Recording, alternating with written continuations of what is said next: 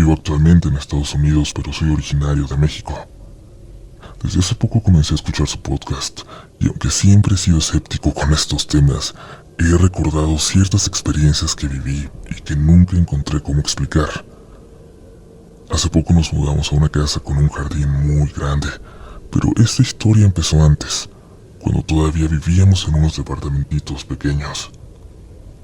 Mi mamá siempre ha sido muy supersticiosa, más desde que hace años tomó ayahuasca, una bebida que según ella le permitió ver su vida pasada. Desde entonces, su fe en lo espiritual se intensificó. Mi papá, por otro lado, es todo lo contrario, escéptico, cerrado, y no le gusta hablar de estas cosas. Una vez, una tía le regaló a mi mamá un duende de adorno. Era pequeño, con el rostro sonriente, ropa verde oscura y un gorrito puntiagudo. Mi mamá nos pidió a mis hermanas y a mí que lo tratáramos como si fuera uno más de la familia. En ese momento nos dio risa, pero aceptamos sin problema. Lo pusimos en una repisa del comedor. Al principio todo siguió normal. El duende solo estaba ahí como un adorno más, pero poco a poco, por más loco que suene, empezaron a pasarnos cosas raras. Un día que estábamos solos en casa, mis dos hermanas y yo, la menor, que entonces tenía 5 años, se fue al baño y de repente noté que ya se había tardado casi una hora. Me acerqué preocupado, y justo cuando toqué la puerta, escuché cómo se estaba riendo. «Oye, ¿todo bien?», pregunté. La risa se cortó de golpe. Mi hermanita me respondió con toda tranquilidad: «Sí, Ángel, es que me hace reír mucho». «¿Quién?», le pregunté. «Mi amigo nuevo», dijo sin pensarlo. Eso me heló la sangre. Le pedí que me abriera y cuando lo hizo salió corriendo riéndose como si nada. Yo revisé bien el baño, pero no encontré nada fuera de lugar. Esa noche, cuando llegó mi mamá, le conté todo. Me dijo que no me preocupara, que ella se iba a encargar. Pensé que ahí acabaría todo, pero no fue así. Con el tiempo empezaron a ocurrir cosas pequeñas pero inquietantes. Objetos desaparecían y luego aparecían en lugares imposibles. Mis llaves, mi cargador, mi cartera. Todos pensábamos que era descuido hasta que empezó a volverse una constante. Mi hermana mayor dejó de dormir sola. Sentía que alguien la observaba por las noches. Descubríamos a la pequeña hablando sola por la casa y de repente nos decía cosas como: «Mi amigo me dijo que tú no le caes bien». Un día desperté y sentí que algo andaba mal. Al buscar mis lentes en el buró, me di cuenta de que estaban rotos, partidos en dos, como si alguien los hubiera quebrado con toda intención. Ahí fue cuando dije: «Basta». Mi mamá, lejos de ignorarlo, aceptó que el duende podía estar haciendo cosas. Esa misma noche lo metió en una caja de madera junto con sal, agua bendita y algunas oraciones que le había enseñado una señora. Lo encerramos en un closet, pero fue peor.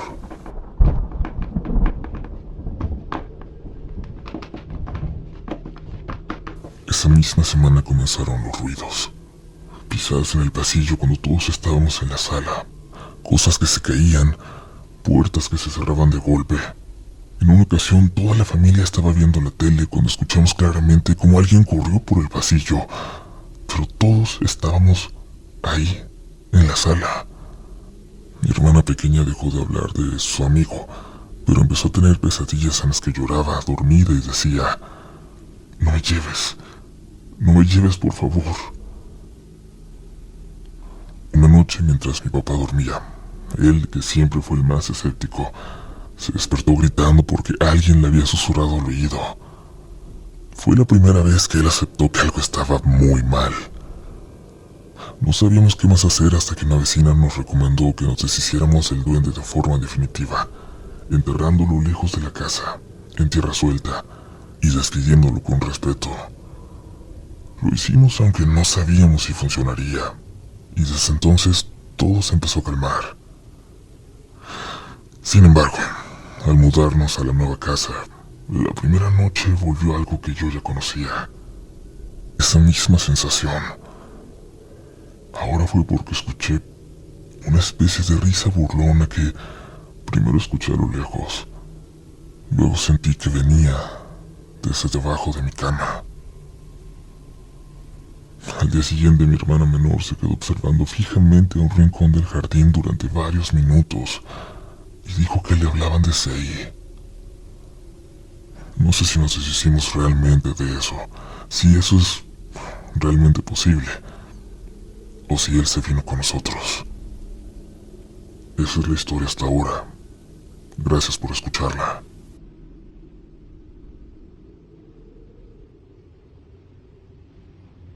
Comunidad, estaba listo ya el episodio de hoy, pero me contaron una historia muy buena y tenía que compartirla con ustedes. Así que permítanme integrarles un extra aquí y disculpen si se mete la tormenta. Recuerden que no estamos grabando desde un estudio, sino desde una casa y hay una tormenta bastante fuerte aquí en Ciudad de México, pero vamos con esta historia. Hola comunidad, me gustaría compartirles una historia que me platicaron hace unos días. Se alargó mucho una reunión de amigos y mi pareja, otro amigo y yo decidimos tomar un servicio de transporte de aplicación para llegar a casa tranquilos. El conductor fue muy amable con nosotros y la oportunidad se dio para platicar con él a profundidad sobre qué lo llevaba a Tijuana, ya que tiene un acento particular. Nos contó que era de Guatemala, que venía a buscar una mejor vida. Estaba por iniciar un emprendimiento y para solventar sus gastos decidió dedicar unas horas a trabajar de conductor durante las noches. La plática siguió y con ello, por supuesto, la pregunta es si le ha tocado vivir algo extraño durante sus viajes. Esto fue lo que nos dijo, sin duda, una de las historias más impactantes que me han contado. Yo siempre he sido una persona muy sensible ante ciertas cosas. Desde niño siento presencias y en ocasiones he llegado a ver a personas que ya no están aquí. No sé si me explique. Hace unos meses me pidieron un servicio como este, cerca de la 1 de la madrugada, en una colonia entre Rosarito y Santa Fe. Si conocen por ahí sabrán que muchas de esas calles tienen aún terracería y hay que tener mucho cuidado con no lastimar el carro. Dejé al usuario y de regreso me movía con mucha precaución, ya que no solo estaba muy exento del suelo, sino que también muy oscuro y solo. De un momento a otro sentí esa sensación en el cuerpo. Nunca sé cómo explicarla, pero es muy incómoda. Sentí una presencia de las malas. No quise fijarme mucho, pero inevitablemente volteé a mi derecha y a unos 3 metros, de aquí a allá, estaba una mujer, con una como capa negra que llegaba al suelo, muy sucia, especialmente cerca de los pies. Estaba casi a espaldas, medio volteada. Quise acelerar, pero el carro simplemente dejó de avanzar. Estaba prendido, pero no respondía. La mujer comenzó a darse la vuelta lentamente, y aunque estaba paralizado de miedo, no podía quitar la mirada. Noté que en una mano tenía una vela prendida. No les puedo explicar el terror que tenía de verle el rostro. Solo sé que no quería hacerlo. El pie lo tenía al fondo del acelerador. Noté que tenía el cabello muy largo, y al girar hacia mí, en la otra mano tenía un hueso muy largo. En cuanto lo vi, el carro reaccionó y salí de ahí lo más rápido que pude. Solo agradezco que nunca pude verle la cara. Si lo hubiera hecho, creo que me hubiera vuelto loco.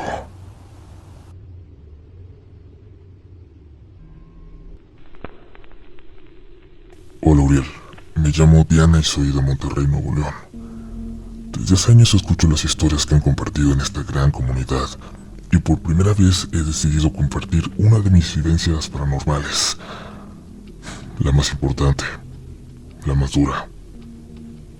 Considerando también que es un año especial para hacerlo. Es la primera vez que me atrevo a escribir sobre esto y quizás llegue a divagar mucho, pero espero que tú puedas resumirla si es necesario. Contarla de ese modo tan mágico y aterrador que te caracteriza. Verás, todo comenzó cuando tenía 16 años.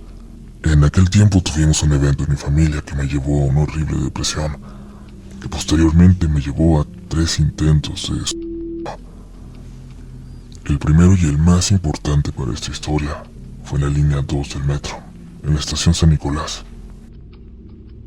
Era de noche. Iba de regreso ya tarde a la casa desde la prepa y sentía... En serio, en ese momento sentía que ya no podía más. Estaba aterrada, me sentía encerrada, sin escape. Era algo que sentía que no podía hablar con nadie además de mi hermana. Algo que me hacía sentir desesperanzada porque sabía perfectamente que no había escapatoria. Solo enfrentamiento. Y era lo que menos quería. Así que ahí, en medio del gentío, estando ya en el andén, miré hacia abajo, hacia la avenida Universidad, llena del tráfico, del ruido, de la vida pasando. El metro aquí no es subterráneo, sino elevado, en puentes. Las estaciones te dejan ver hacia la ciudad. Sentí que ahí estaba mi salida, mi salvación. Estaba llorando. Intentaba ocultarlo, pero me daba cuenta de que varias personas sí chismoseaban sobre mí al verme, pero nada más. Dejé mi mochila en el suelo. Llegó un metro y se fue. Ahí decidí subirme a la barda. Estaba segura de que podría en el siguiente terminarlo todo y descansar. Sin embargo, cuando se acercaba el siguiente tren, cuando yo reunía el valor, alguien me jaló. Sentí como si me hubieran jalado de la blusa y me hubieran tirado de ella. Me hicieron caer de regreso al andén. Aturdida por el golpe, que fue bastante doloroso, busqué enojada a quien se había metido donde nadie le había llamado, pero no había nadie cerca de mí. Miré bien. No había nadie en todo el andén. Algunas personas apenas estaban empezando a subir las escaleras hacia allá. Sentí escalofríos y con cierto miedo por la situación, opté por tomar mi mochila e irme. Yo no tenía que tomar el metro para llegar a mi casa, así que corriendo bajé las escaleras y fui hacia la parada del camión, que a esa hora ya estaba bastante solitaria. Era una ruta poco transitada durante la noche, ya que era un camión que hacía un recorrido corto y, para colmo, siempre se tardaba mucho en pasar. Esa hora que estuve ahí parada, junto con dos señoras y un señor que, por fortuna, llegaron un poco después de mí, me sentí todo el tiempo observada, desde arriba, desde el andén del metro que acababa de dejar. Semanas después, debido a la situación en mi casa, llegué a olvidar por momentos esta extraña situación que había impedido mi plan. Pero mi depresión continuaba y mis sentimientos de desesperanza igual. La verdad, ya estaba buscando nuevamente otra oportunidad, otro pequeño momento de valentía para volver a intentarlo en otro lugar o de otra forma. Sin embargo, cuando esos pensamientos estaban más presentes, fue cuando lo vi por primera vez. No recuerdo el día exacto, solo sé que fue poco después de la primera mitad de marzo del 2011, ya que recién había cumplido los 17. Era de noche y, como todos los regiomontanos saben, el clima en marzo puede ser tan caluroso como frío. Esa noche era fría, no lo suficiente como para andar temblando, pero sí para no querer dejar la cama calientita. Los pies se te enfriaban si caminabas solo en calcetines. Mi mamá, mi perrita y yo éramos las únicas en casa. Mi hermana se había ido a quedar a la casa de su novio, y el esposo de mi mamá había tenido el turno de noche. Así que estábamos solas. Eran las 2 de la mañana. Yo estaba allí en la habitación de mi mamá, viendo la tele que tenían ella y su pareja, ya que quería estar acostada y la otra tele se encontraba en el comedor. Fue entonces que escuché a mi perrita gemir. Era como si hubiera querido llorar, pero se le había atorado el quejido.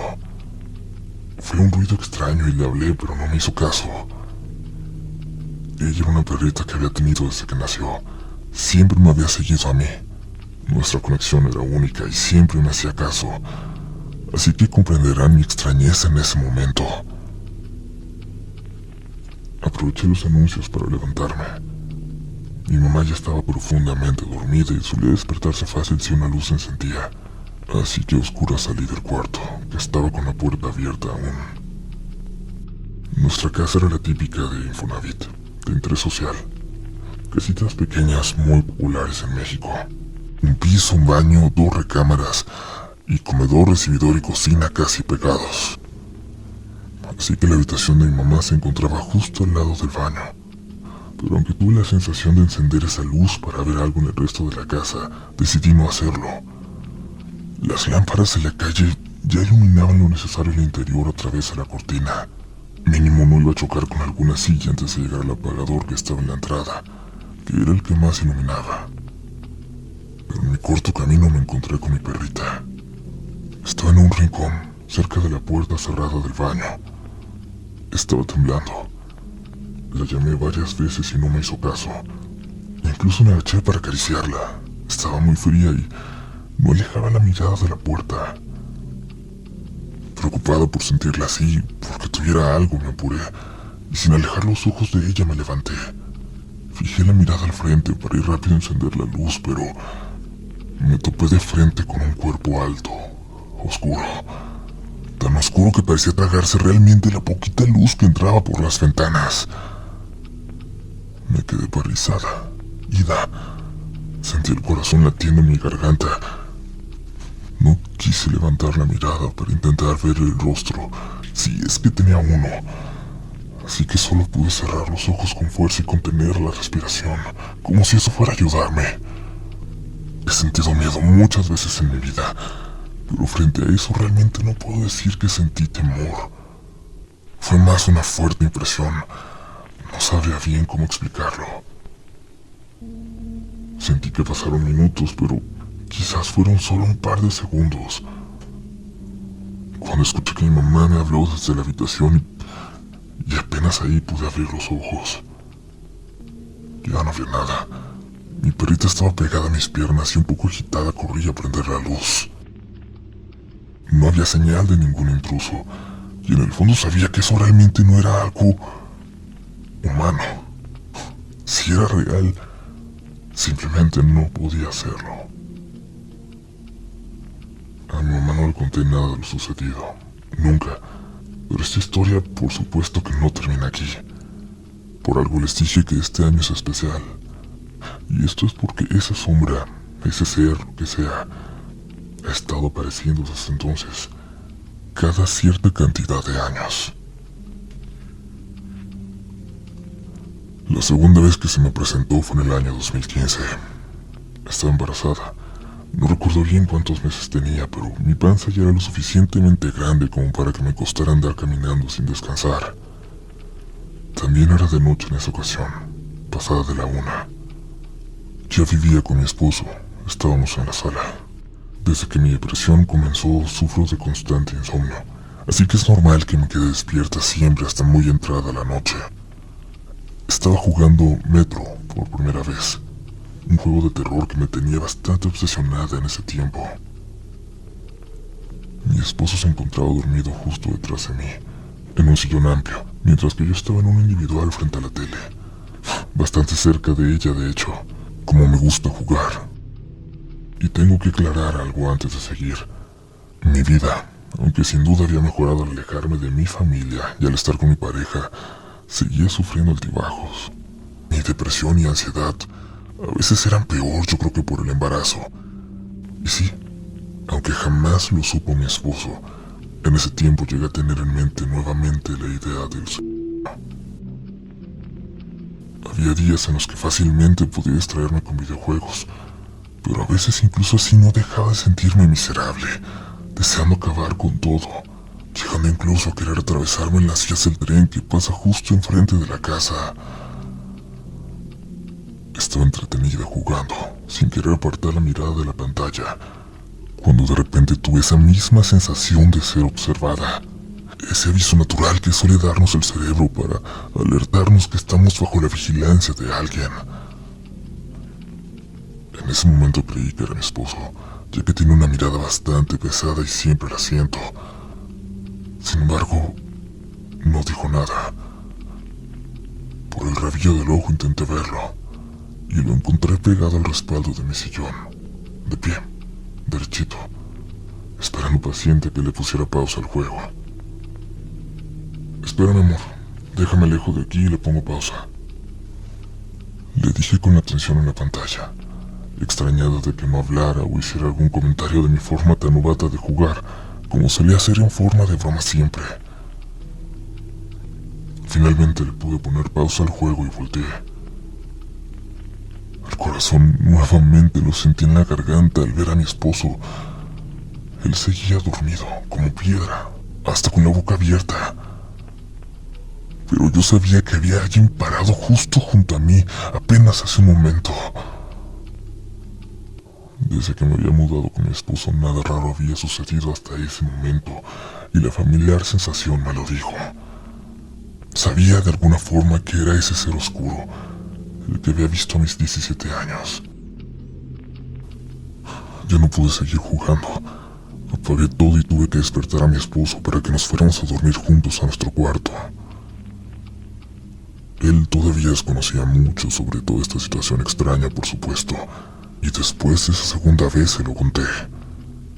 Con los dos pensando al respecto, nos dimos cuenta de la similitud de la situación, de cuando había hecho acto de presencia ese ser cerca de mí, en mi depresión, o más bien, en el límite, a donde me llevaba mi depresión. Después de su primera aparición, mi vida sufrió un primer gran cambio. Me harté de la situación en mi casa, del miedo de que alguna vez llegara a pasar algo terrible con mi padrastro y del hecho de que mi mamá pareciera no reconocerlo. Así que justo después de la primera vez que vi a ese ser, me armé de valor y afronté la situación, siendo echada de mi casa, pero liberada de lo que ya solo era un infierno para mí. En la segunda ocasión, bueno, sufrí mi segundo gran cambio, el nacimiento de mi hija, y con eso el frío entendimiento de la crueldad de las personas que debían protegerme y no lo hicieron, aceptando por fin mi realidad y el hecho de que eso no debió opacar la alegría de tener a mi bebé. Sin embargo, aquí no termina, ya que la tercera, y hasta ahora última aparición de ese desconocido ser cubierto de oscuridad, fue en el 2021, cuando mi hija todavía tenía 5 años. Había sido una etapa muy dura por el COVID, aunque gracias al destino ni a mi esposo, ni a mi hija, ni a mí nos dio, aunque él no dejó de trabajar en ningún momento de la pandemia. Supongo que hay que agradecer también a su buena salud y condición física. En ese tiempo ya estaban poniendo las vacunas, y recuerdo que el día que me tocó a mí, mi esposo trabajó de noche y en casa solo estaríamos mi hija y yo. Ambas estábamos en la sala, ella dormida y yo viendo la televisión. Hacía mucho calor. El verano se acercaba y acá en Monterrey no hace falta que sea junio para que nos estemos quemando. Sin embargo, la vacuna me dio una fuerte reacción y me provocó una fiebre que realmente sentía que me moría. Tenía 3 cobertores encima de mí y todavía así no dejaba de temblar. En ratos perdía la conciencia y en verdad no tenía ni energía para moverme después de que empecé a empeorar. No quería llamarle a mi esposo. La última vez que había visto la hora eran las 2 de la mañana y no le permitían salir de la tienda a esa hora. Todo estaba cerrado y con alarma. Y además solo iba a preocuparlo. Tampoco desperté a mi hija, para qué asustarla. Recuerdo como en un momento parpadeó la televisión. Fue como si hubiera sido un apagón fugaz, de menos de un segundo, pero cuando se volvió a iluminar la sala con la luz de la tele, lo vi parado detrás de mí, igual inmóvil, silencioso. Yo sabía que me estaba viendo.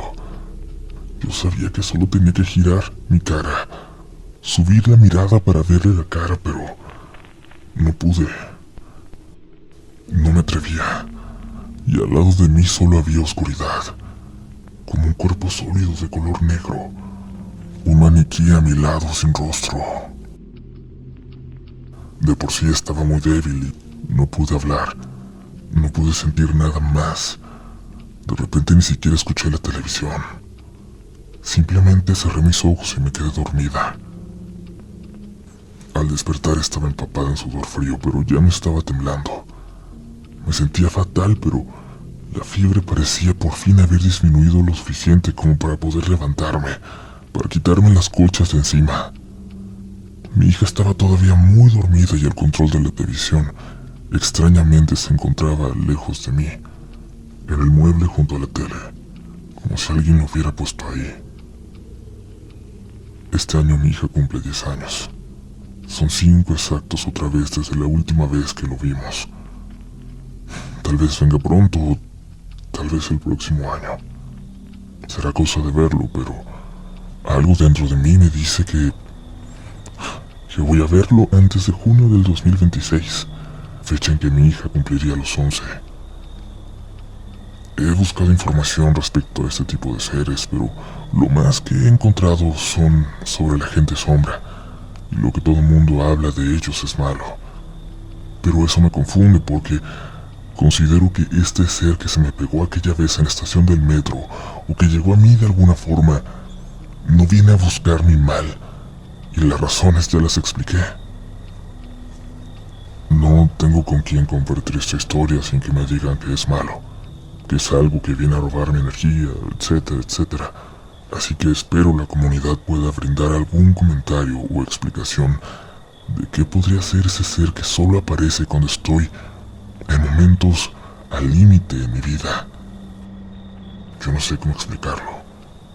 No creo siquiera en ninguna religión.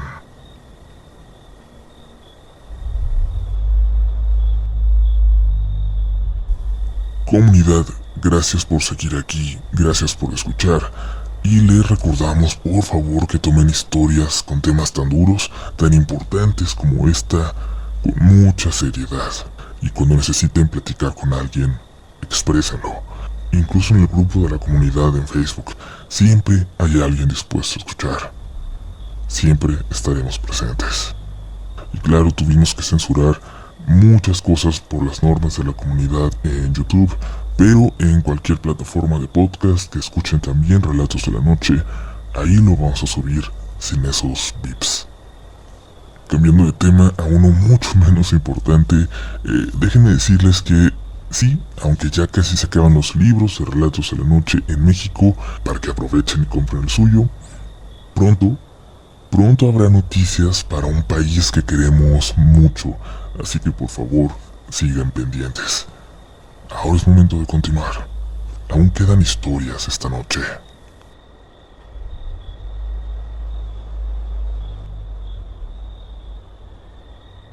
Hola Uriel, quería compartir esta historia con la comunidad desde hace tiempo. Omitiré el nombre de mi ciudad porque no sabemos con exactitud qué fue eso tan terrible que nos pasó.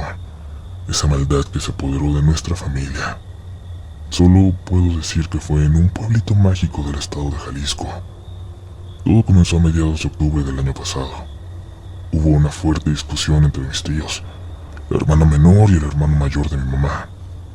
De la noche a la mañana, mi tía Lupita decidió irse a vivir con un tipo que conoció. Él era mayor y tenía una familia, la cual dejó por irse con ella. Mi tío Gabriel estaba muy enojado, pues eso no le parecía correcto. Decía que no era justo y que ella debía regresar a casa. En un arranque de coraje decidió ir con un brujo de esos que hacen limpias y trabajos como amarres, alejamientos y cosas así. Nunca nos contó exactamente qué fue lo que pidió, qué fue lo que hicieron. Él tiene un negocio donde trabajan mi hermano y mi mamá. Un día mi mamá me contó que al llegar a trabajar olía muy mal, como azufre y putrefacción. Revisó la casa y debajo del altar donde tienen algunos santos, encontró unas velas negras envueltas en papel aluminio que provocaban ese olor. Ese día discutieron, ya que a mi mamá no le parecía correcto que estuviera haciendo eso sin saber realmente lo que implicaba. En mi familia no creemos en esas cosas de brujería, así que mi tío entró en razón y las tiró. Solo dijo que se le había hecho fácil hacerlo porque la gente le aseguraba que funcionaría y que su hermana regresaría a casa. En fin, las tiró y nos olvidamos del asunto. Pasaron solo unos días y mi tío comenzó a enfermarse. Se deterioró físicamente muchísimo. Perdió como 10 kilos en pocos días y siempre estaba cansado. Como se sentía mal, mi mamá le pidió que se quedara unos días en nuestra casa y él aceptó. Pero cada día estaba peor, comunidad. Tenía una mirada muy extraña. Yo soy enfermera y me daba mucho miedo verlo así, porque esa mirada la he visto antes, en pacientes que están por fallecer. Sonará loco, pero cuando alguien tiene esa mirada, en el hospital decimos que ya se va, que tiene la mirada de la muerte. Seguía sin dormir y cuando lograba descansar un poco, hablaba cosas sin coherencia. Lo llevamos al doctor y decidieron internarlo para hacerle estudios, pero al segundo día en el hospital perdió por completo la cordura. Ya no nos reconocía, decía cosas sin sentido. Le hicieron muchos estudios y todos salían bien, pero él ya no tenía fuerza ni para levantar una cuchara o ir al baño por sí mismo. Lo cuidábamos entre mi mamá y yo. A veces estaba bien, platicaba como siempre, aunque débil. Otras se ponía agresivo y sacaba fuerzas que no sabíamos de dónde le salían. Ni 3 enfermeros podían con él. Un día que mi mamá estaba con él en el hospital, vio que ingresaron a una señora mayor. La iba cuidando a una mujer que la miraba de forma extraña y se reía. Eso le provocó incomodidad, pero no hizo caso. Preocupada por cómo estaba mi tío, no se quiso clavar en eso. La sorpresa vino después. Un día cuando estábamos en casa y tocaron a la puerta. Al abrir, mi mamá se asustó muchísimo. Era la mujer del hospital. No sabíamos cómo supo dónde vivíamos. Le dijo: tu hermano no está enfermo. No tiene ningún problema de salud. A él lo están trabajando y lo quieren matar. Es un trabajo muy fuerte, pero yo puedo hacerle un registro y retirarlo. Mi mamá le agradeció, pero le dijo que no. Como dije antes, nosotros no creíamos en eso. Con el paso de los días mi tío empeoraba. Una tarde fui a cuidarlo al hospital y muy intranquilo me pidió que me acercara. Me confesó que el diablo lo visitaba todos los días, que lo visitaba un diablo y se reía de él. Decía que nadie le creería porque pensarían que seguía alucinando. También me habló de una niña con muchos ojos en la cara que se acercaba para tocarlo, y cuando lo hacía, sentía que se le metía por dentro de la piel. Yo le marqué a mi mamá y le pedí que llevara un padre. Pensé que tal vez eso lo tranquilizaría. No pasaron ni 15 minutos cuando entró un sacerdote. Caminó directamente hacia las cortinas del paciente que estaba frente a mi tío. Yo lo seguí para hablarle, para pedir ayuda para nosotros, pero al correr la cortina, no había nadie. Me aterró porque yo lo había visto entrar con mis propios ojos, porque no había forma de que hubiera salido sin que lo viera, porque tenía miedo de que las alucinaciones ahora me estuvieran llegando a mí también. Le conté a mi mamá y ella me dijo que ya había hablado con el padre de la iglesia del barrio, que iría en cuanto pudiera porque tenía varias misas.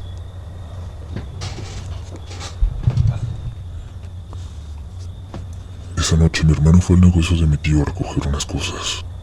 Volvió pálido, temblando, muy asustado. Dijo que cuando entró, vio una sombra pasar, que él ignoró, que quiso pensar que se estaba sugestionando, pero al salir,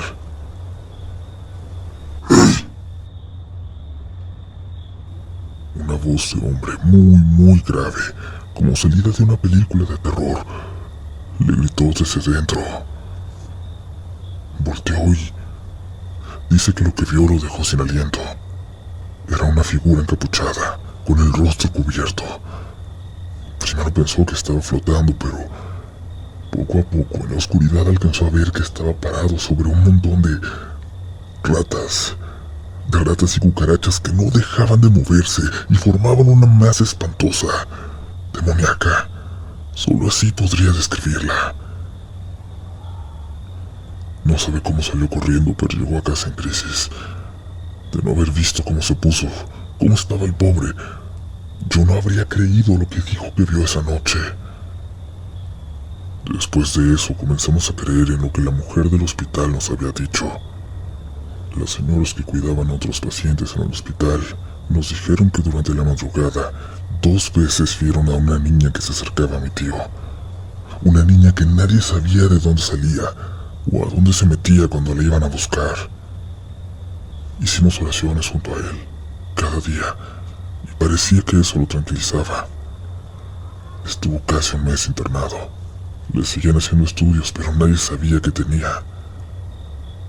El 12 de diciembre, día de la Virgen de Guadalupe, los doctores nos pidieron que pasáramos a despedirnos.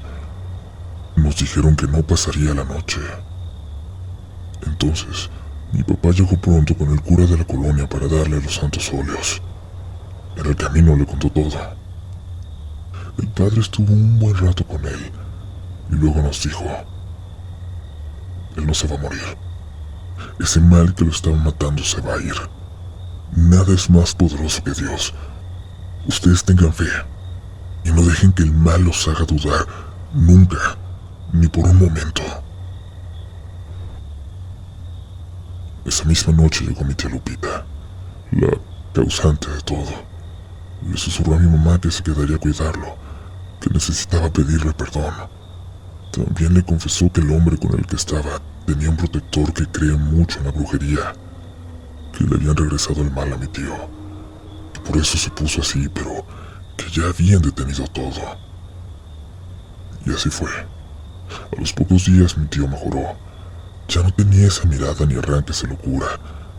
Era él otra vez. Lo dieron de alta. Estaba muy delgado, pero bien. Le dijo a su hermana que la perdonaba, que era su vida y podía vivirla como quisiera. Hoy puedo decirles, comunidad, que mi tío está bien. Nosotros creemos que fue nuestra fe lo que lo salvó. Creemos que Dios es más fuerte que cualquier brujería, pero también aprendimos que no se debe jugar con esas cosas. Si no tienes conocimiento, no te metas, ni siquiera te acerques, porque el mal existe y es capaz de cosas terribles, de cosas que no podrías imaginar.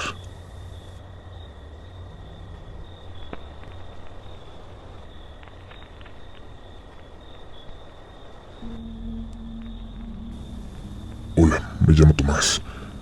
Hace aproximadamente 4 años solía visitar la casa de mi bisabuela. En ese entonces ella tenía 85 años.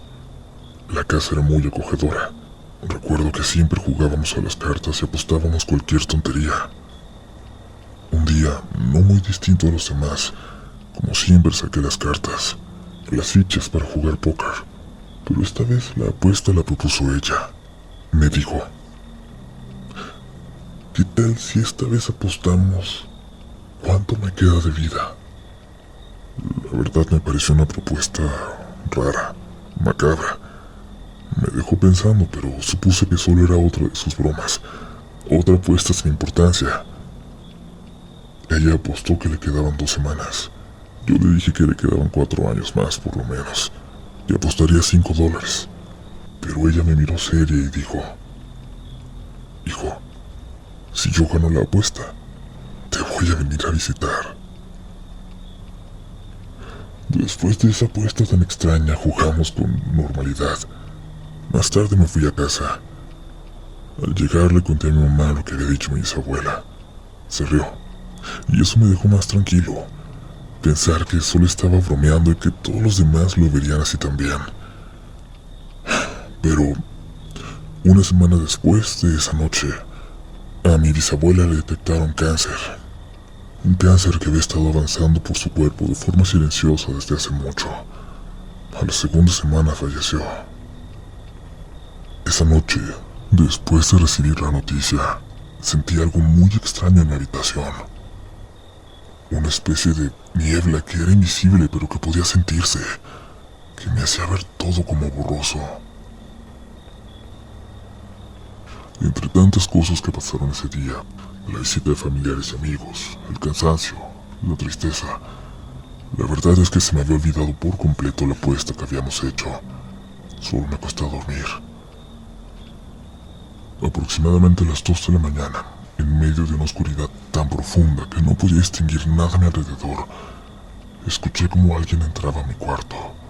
Me di cuenta porque los pisos eran de madera, porque rechinaban cuando alguien caminaba. Pensé que era mi hermano que venía a buscar algo, pero había algo que no me cuadraba. La habitación empezó a llenarse con un olor, con un perfume muy peculiar. Era muy parecido, mucho, al perfume que usaba mi bisabuela. Paralizado por el miedo no pude moverme, y entonces sentí como alguien, o algo, se sentaba en la punta de mi cama.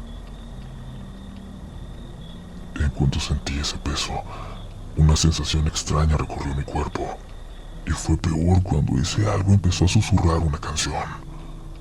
Una canción que mi bisabuela solía cantar. Duérmete, niño, duérmete ya, que viene el diablo, te come. No sé cuánto tiempo pasó. Para mí fue mucho. hasta que sentí que se levantaba de la cama. Volví a escuchar los pasos, el rechinar del suelo, pero ahora se iba alejando, cada vez más. Yo no lograba ver nada, la oscuridad era total, pero sí sentía una presencia. Sentía que algo me observaba. Lo sentía como si alguien me estuviera clavando la mirada a tan solo centímetros de mí. No me pude mover. Después de un rato los pasos volvieron, esta vez alejándose por el pasillo. Poco a poco esa sensación de agobio desapareció. El ambiente empezó a calmarse. Todo terminó cuando el cuarto ya se sentía normal, cuando ya no sentía esa pesadez, esa niebla invisible que lo llenaba todo. Pero justo entonces se escuchó como la puerta de la casa se cerraba, como si alguien lo hubiera azotado con fuerza. Ese portazo despertó a mi mamá. Fue a revisar y luego entró de inmediato a preguntarme si yo había escuchado eso, si yo acababa de entrar. No supe qué contestarle. Simplemente le dije que yo no me había levantado, pero que sí, que la puerta se había escuchado, que creía que alguien había salido. No esperaba que me creyera, la verdad. No sé qué pensó al respecto. Hasta ahora, esa historia, esta muy extraña apuesta y esa forma en que se cumplió, no se le había contado a nadie.